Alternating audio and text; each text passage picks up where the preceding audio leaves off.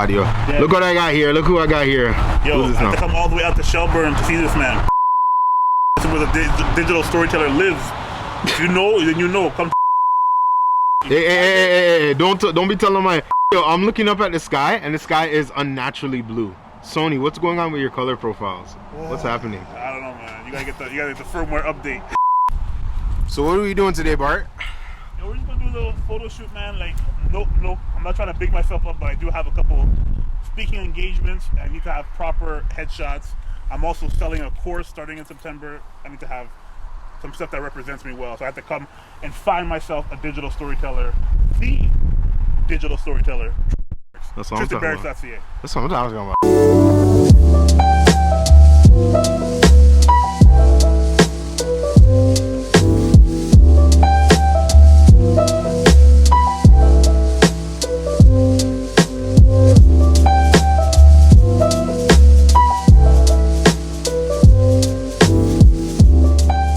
Hey, do you find it hard to find dope music for your YouTube videos or for your client projects? I can relate. One of the best platforms that I use right now is called Epidemic Sound. They have a bunch of different music and sound effects that you can actually access for a very low monthly fee. It's a membership-based service that I've used now for the last 2 years, and it's super dope. So if you're looking for anything from top 40s music to pop, funk, jazz, R&B, reggae, hip hop, classical rock, and anything in between, definitely check out Epidemic Sound's 30-day free trial. Just use the link in the description below. Okay. Procaster, Roadcaster, interior, crack-a-daw, crack-a-lackin'. So I want to say, like, how do you find the menu system? Because Sony has never been good at it. And I also still own a Canon camera. You know what? How easy it is to use. I don't really miss Canon menu systems. Like honestly, I've been with Sony now for 5 years approximately. Used to it. I'm used to it. You're just used to it. And when I do get frustrated and forget where things are, then I just kind of Google it and I keep it moving. But for the most part, once you have everything set to the way you want, you don't really have to change it that much. Right. So I get what you're saying, but I don't really see I'm in that weird phase when you get a new Sony camera. Yeah. And you have to put all your settings in the way that you like it in. But is the menu system that much different on this right now? No, but I had a whole bunch of presets and stuff on my old camera. Oh, and you didn't copy it or save it or anything? No, I figured this would be a good way for me to learn more about the camera. Okay. Kind of start fresh. Yeah. Same thing. I just bought a brand new laptop. I didn't do the transfer files from iCloud or whatever it's called. I just said fresh install, and then I will just bring things as I need it. And otherwise, sometimes you bring in some of the junk. And that's like a metaphor for life anyway. So No, I agree with you. I'm like, the next laptop I get, I think I'm just gonna start from the very beginning, because like to this day, to this day, Final Cut is getting on my nerves. Final Cut Premiere, man. No, Final Cut will render.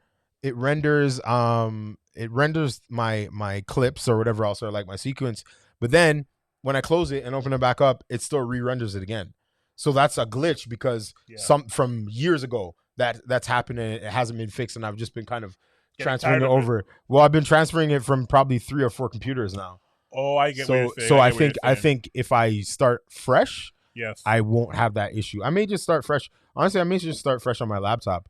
There's a lot of files on my laptop I don't need, and I may just start entirely fresh on my laptop, wipe it off again, and then do some testing on it, I'm so happy with it, and I just got a shout out to Adobe for finally fixing and optimizing. I'm gonna look at this. I don't even care about Adobe. Like, why are we even bringing up Adobe for? Because they're actually doing something good finally. What are they doing good? Please explain what Adobe has done good in their lives. They're doing some of the stuff that with the years that Apple has been.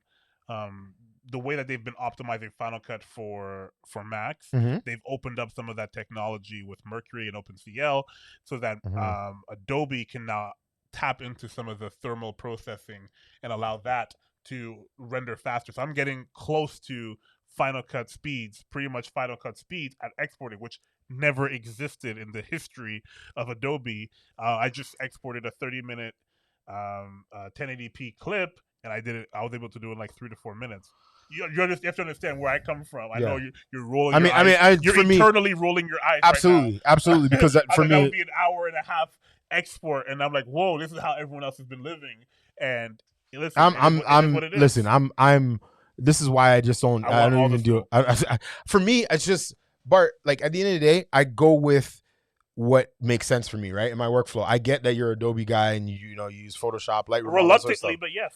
But see, I don't want to be reluctant anymore. I don't have a choice. I'm an industry guy. I unplugged like earlier this year, and it's the best thing that happened to me. I switched from Photoshop or Lightroom to Capture One, from Photoshop to Affinity, which is great, and everything else works. Is fantastic. Yeah. There's nothing else. I cannot deny anything that you have just said. It is all correct. It's great. The only issue I have is when you're working with industry people, there are certain things that they still want to see. So if I'm doing, like, even right now, I'm about to start a project with a client, and it has to be done in Premiere. So that's where it's like, in terms of the industry is not as hip as I just, for me, time is, we always talk about industry, right? And they always talk about, time is money, whatever else. But yet still, they'd rather stay with the archaic system that, yes, has an ecosystem, but it's like how people feel about like Windows. The experience that people have in Windows versus Mac, for the most part, people don't like Windows. It's just because it's the system that we have, and so many people will use it, right? Yeah. So for me, it's like, listen, I want to be agile and I want to be flexible. I want to be able to have that flexibility. I get it. I mean, Adobe's not terrible in the sense of like, it's been around for a long time, but I think the cardinal mistake that they made was when they started to charge everybody with these monthly fees. Yeah, these subscriptions, and everybody knew they weren't going to do anything else. They weren't going to update the software. They weren't going to do anything because they're getting your money regardless, because they have the industry by the balls. So for me, I'm just like, you're not going to have me by the balls anymore. I'm just saying that we do have more updates and features than what you guys get. What, in Final Cut? Yeah. No, you don't. Like, tell me, and here's the thing. I'm not and again, because I come from the sense of, it's not just video production, it's also all of the other things that are linked to that. Yeah, well. See, for me, it's not even like, so for me, because I'm primarily doing film and I'm doing photography, like the apps I use, they only need to do updates every couple of months because it's solid already. You know what I mean? They're not trying to fix bugs. And that's the other thing. A lot of times software updates are fixing bugs and patches from other patches. It's not even like, you're treating Adobe like it's Windows. It's not that bad. It's not fixing bugs. A lot of the times it's adding some of the key components that are leading. Like what? Like what? Like tell me one thing that they've, other than the take your 16:9 footage and now you can just click a button and now it turns into Instagram. The auto reframes. Yeah. Great. Cool. Okay, what else? That release also came out with a whole bunch of stuff and how you can do different nested clips and different subsequences. But again, nested clips, you can do compound clips in Final Cut. I understand. Listen, calm down. Again, I don't want this to come off as I'm a pro Adobe person, because I'm like, meh. Like, I don't care. Yeah. To me, it's more like, with all things considered, for where I am. Again, it's like the thing, what fits for me is not what fits for you. Absolutely. Yeah, because I'm like, for the stuff that I do, I have to have access to Photoshop. I have to have access to shared libraries of information. I have to have that Creative Cloud. Yeah, it's so, I mean, it's a part of your business, right? Part of the business. Yeah, which is great. I mean, I hate the price. Yeah, I mean, I hate the price. I tell you that right now. The price sucks, and I have to do the little 1-2 scam that everyone does. And if you know what the scam is, you know it. If you don't know, look it up. Everyone does the little 1-2 scam where we pretend like we're gonna leave Adobe, and right now I'm paying maybe 10% of what the actual price really is for the next 12 months, and then I'll do it again because I don't want to pay the full price. I mean, here's the thing. You gotta, at the end of the day, you gotta do what's best for you. I think for me, yes, a part of that was I used to, actually, when I was in school, I was using Adobe. Before I entered school, I was in Adobe using not Photoshop, but I'm saying like Premiere Pro. That's what everyone would learn. But then I went to Final Cut, and then I never looked back. And then even when Final Cut was like, they did Final Cut Pro X, that in and of itself was a step back, and they should have just said, hey, it's a beta form. It's not really a new version yet. That was a mistake by Final Cut. And then Premiere like blew up because of that. But it was only because Premiere just was a carbon copy of Final Cut 7. That's the only reason why. It wasn't because Premiere was better. All the NLEs were like that same layout, and it was very familiar. Yes, and I think that's how people felt like, oh, this is comfortable again. Ooh, I feel safe. Yeah. You know what I mean? Like, and that's what people want. They want to feel like I know where everything is, and I think that's how I know I'm getting a little bit older. I don't know if I'm getting out of touch, but I am getting older.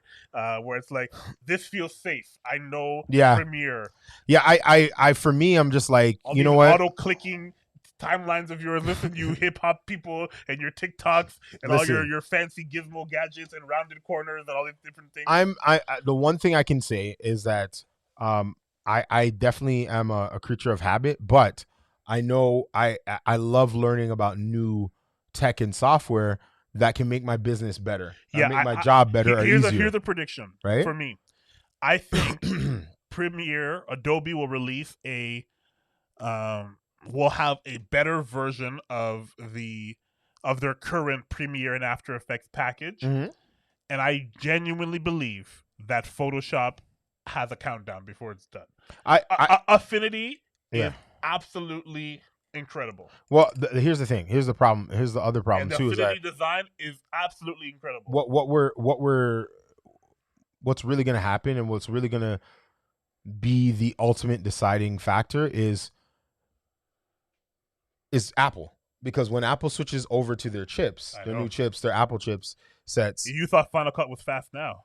All right. And not only just that, if Final Cut Pro is optimized for their chipsets, and then they put in additional features that are only found in Final Cut Pro, and people start tasting that, and then not only that, if they work with Affinity over Adobe, in terms of Adobe trying to make Photoshop and Illustrator, it's going to take them time to learn the language and figure out the processing power. They're going to lose out, and people are going to switch because of speed, because they can work on Affinity on the desktop, then they can go to the app, right, on their that's Pro. Why, like Affinity, like the iPad version compared to the Photoshop iPad version, it's not. It's night and day, right? So I think it really comes down to Apple, like always, and we'll see where it goes. Holy Apple and their infinite thermal headspace. I can't with you. I honestly can't with you. Oh man! All right, let's go outside and shoot some B-roll so that we can have it with the thing. Anyways, guys, would love to know what your thoughts are. Please comment below, like, share, and subscribe to the channel. You already know what it is. Stay cool, stay creative. Peace.